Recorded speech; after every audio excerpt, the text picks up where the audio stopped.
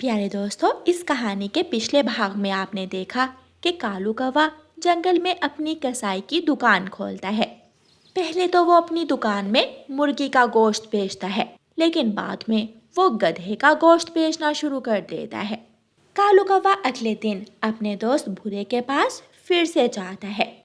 बूरे बूरे, तुमने जैसा मुझे कल गधा दिया था, ऐसा गधा तेरी नजर में और है तो मुझे बताओ। कालू, तू बीमार गधों का करता क्या है? मैं उनको पालता हूँ। उन बेचारों को सब अपने ऊपर बोझ समझते हैं। आखिर वो भी तो मासूम पशु हैं। लगता है तेरा दिमाग खराब हो गया है। किसी पेड़ पर तेरा सर तो नहीं लगा? तू मेरा काम करता है या फिर किसी और को अपना दोस्त बना लूं? मैं इंसानों की बस्ती में गया था। वहां पर एक किसान है जिसके पास बीमार गधा है। वो अपने गधे से बहुत परेशान है। चल मुझे उसके पास लेकर जा। फिर दोनों कौवे दोस्त इंसानों की बस्ती में चले जाते हैं। भूरा कौवा कालू कौवे को किसान के पास ले जाता है। कौवे, तुम्हें मेरा बीमार गधा क्यों चाहिए? मैं तो खुद इसे बहुत मुश्किल से संभालता हूँ। बस मुझे इससे एक काम है। आप मुझसे पैसे ले लो और मुझे उसके बदले ये बीमार गधा दे दो। ये बीमार गधा तो मैं तुम्हें मुफ्त में ही दे दूंगा। फिर इंसान कालू कौवे को वो बीमार गधा दे देता है।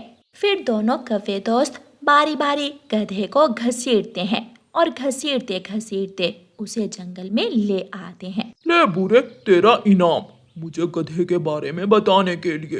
यार कालू, तुम मुझे बीमार गधा लाने पर पैसे दे रहे हो? रखने हैं तो बताओ, वरना मैं वापस रख लूं।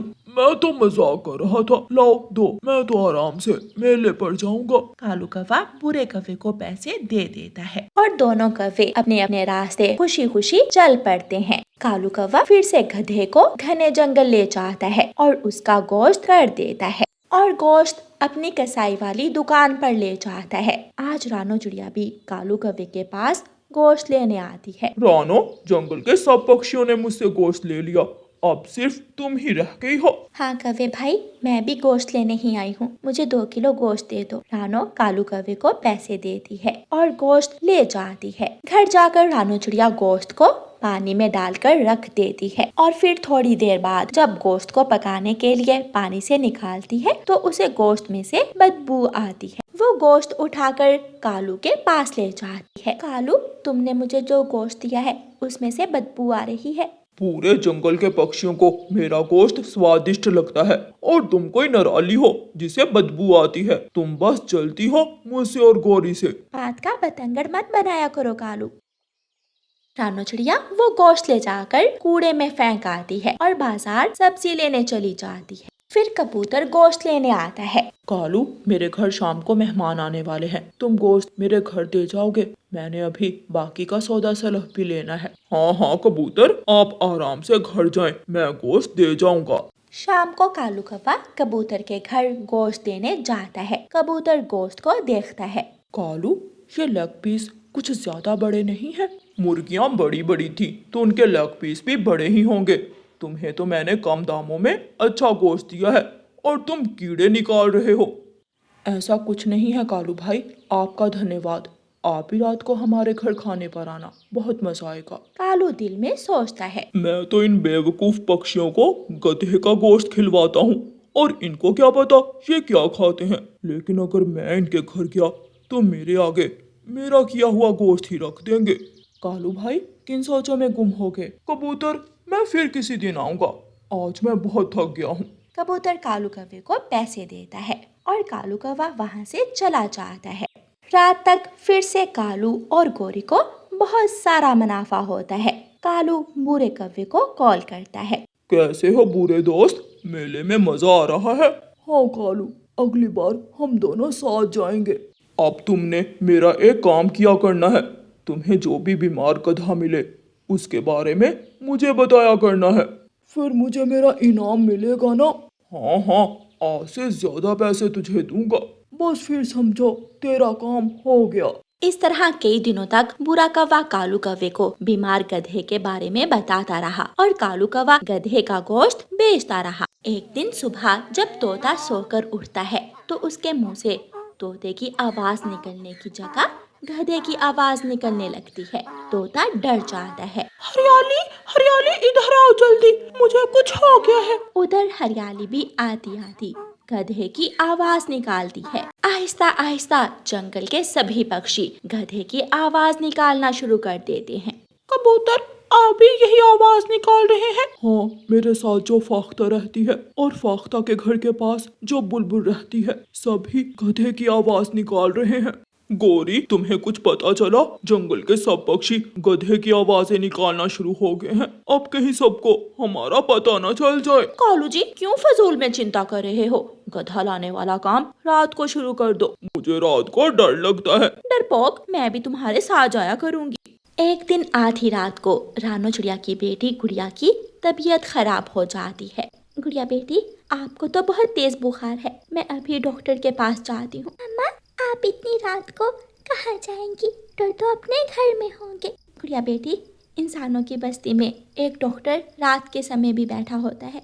मैं अभी जाती हूँ और उसे आपकी दवा लेकर आती हूँ। कुकू बेटा, आप अपनी बहन का ख्याल रखना। फिर रानो चिड़िया इंसानों की बस्ती की तरफ निकल जाती है। वो रास्ते में कालू कौवे और गोरी कौवी को देख लेती है, जो एक गधे को ला रहे थे। रानो चिड़िया पर इतना ध्यान नहीं देती और दवा लेने चली जाती है। जब रानो चिड़िया दवा लेकर वापस आ रही होती है तो उसे चाकू चलने की आवाज सुनाई देती है। वो आवाज का पीछा करती है।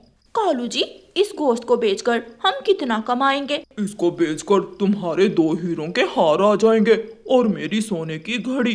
उन बेवकूफ पक्षियों को पता भी नहीं है कि हम उन्हें गधे का गोश्त खिला रहे हैं। ये सारी बातें रानो चिड़िया सुन लेती है। रानो चिड़िया अपने घर चली जाती है और फिर अगली सुबह रानो चिड़िया सब पक्षियों को बता देती है। मेरी बात का विश्वास करो पक्षियों, वो कालू कौवा रोजाना आपको गधा खिलाकर पैसे कमाता है। आप सब रात को अपनी आंखों से देख लेना। सब पक्षी रानो चिड़िया की बात मानकर रात को कालू कौवे और गोरी कौवी का पीछा करते हैं। और जब कालू कौवा और गोरी कौवी गधे का गोश्त करने लगते हैं तो उनको पकड़ लेते हैं। काले कलोटे, तुम हमें गधा खिलाते हो? तुझे तो अब हम छोड़ेंगे नहीं। अरे नहीं नहीं, ये तो ज़ेबरा है, बस इसका रंग थोड़ा निराला है। तभी गधा अपनी आवाज निकालता है। सब पक्षी अपने साथ डंडे लाए हुए थे। वो कालू कौवे और गोरी कौवी की खूब पिटाई करते हैं। दोनों कौवों के पंख टूट जाते हैं और वो दोनों उड़ने के काबिल नहीं रहते। प्यारे दोस्तों, इस कहानी को लाइक, अपने दोस्तों के साथ शेयर और चैनल को सब्सक्राइब करना बिल्कुल मत भूलना। आपका धन्यवाद। आज गुड़िया बहुत खुश थी क्योंकि आज गुड़िया की नानो जो आ रही थी। पीपल के बड़े पेड़ पर बैठी गुड़िया अपनी नानो का इंतजार कर रही थी और फिर उसे दूर से ही अपनी नानो आती हुई दिखाई देती है और वो खुशी से उछलने लगती है। नानो आ गई, नानो आ गई।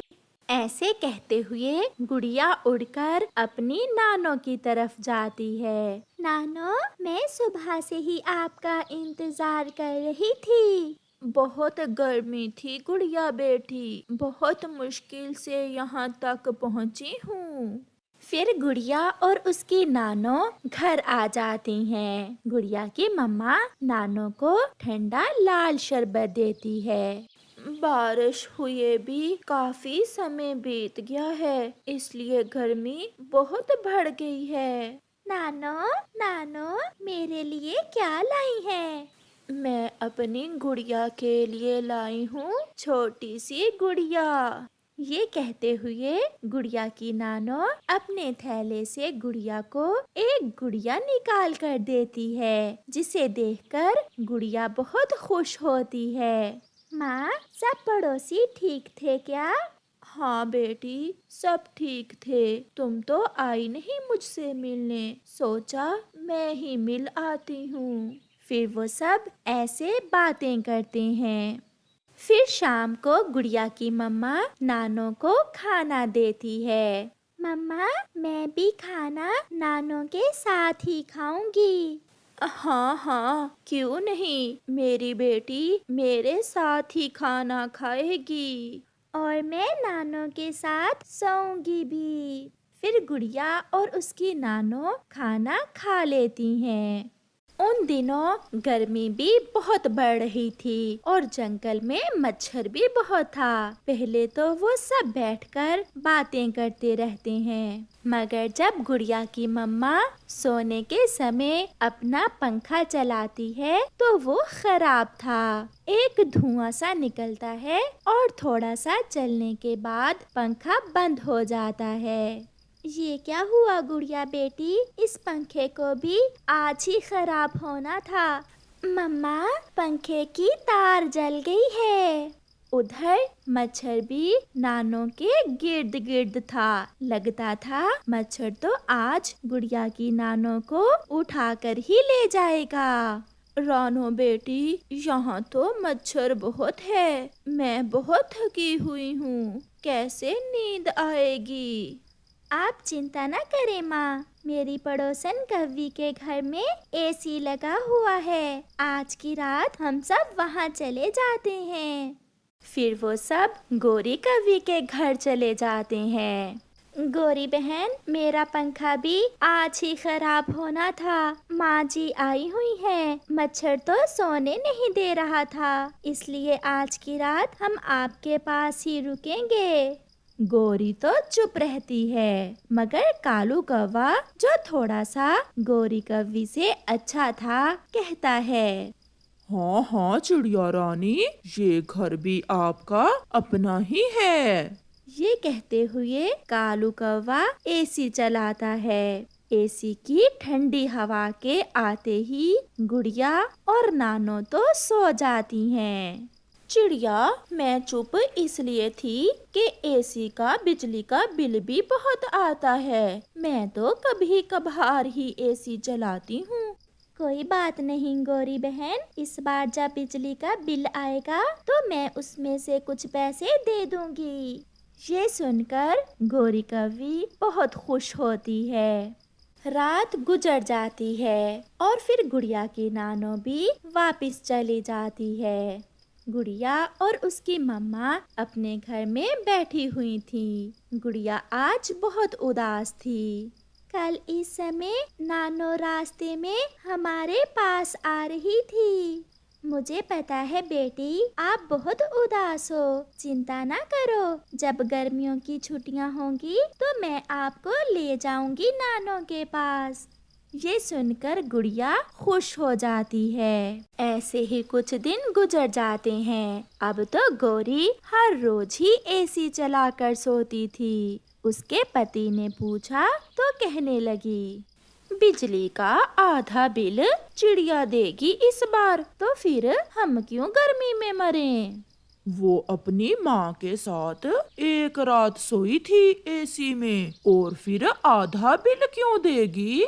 तुम चुप रहो, मैं ले लूंगी चिड़िया से। ये कहते हुए गोरी सो जाती है। सारा महीना एसी चलने से इस बार गोरी कव्वी का बिजली का बिल तो कुछ ज्यादा ही आ जाता है। गोरी, लो चला लो एसी, 1 लाख बिजली का बिल आया है। अब कहाँ से दोगी 1 लाख? अब तो तार ही कटेगी। लाओ ये बिल मुझे दो, मैं अभी चिड़िया के पास जाती हूँ।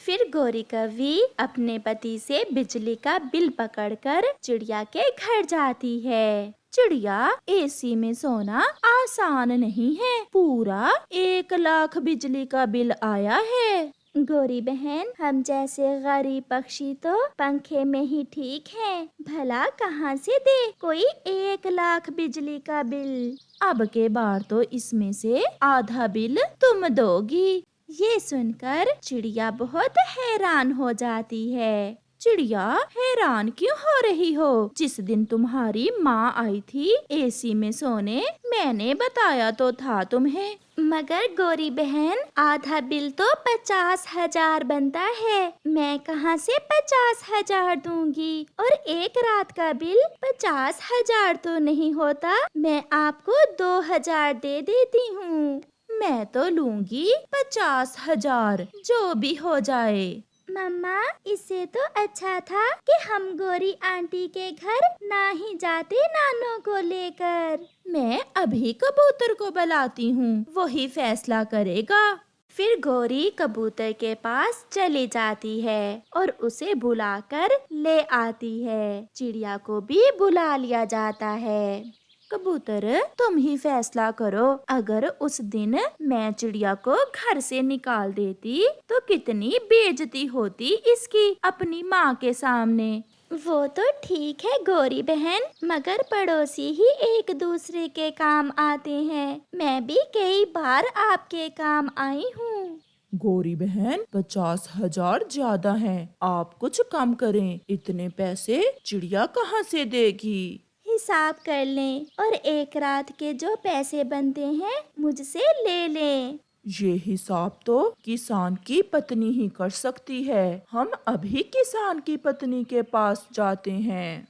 फिर चिड़िया और कबूतर गौरी को साथ लेकर किसान की पत्नी के पास चले जाते हैं। चिड़िया अपनी बात बताती है और गौरी अपनी बात बताती है। माँ जी, अब आप ही बताइए कि अगर 1 लाख 1 महीने का बिल हो तो एक रात के कितने बनेंगे? कवि, अगर तुमने अपनी पड़ोसन चिड़िया पर नेकी की ही है तो अब इससे 50,000 ना लो, बल्कि एक रात का बिजली का बिल 3,000 बनता है। और एक रात उस एसी के नीचे 3 हम और 2 ये थे। अब आप बताइए मैं कितने पैसे दूं? ये सुनकर गौरी थोड़ा घबरा जाती है, क्योंकि उसे पता चल गया था कि अब उसे कुछ नहीं मिलने वाला। तो फिर आप 5 पक्षी थे उस रात घर में?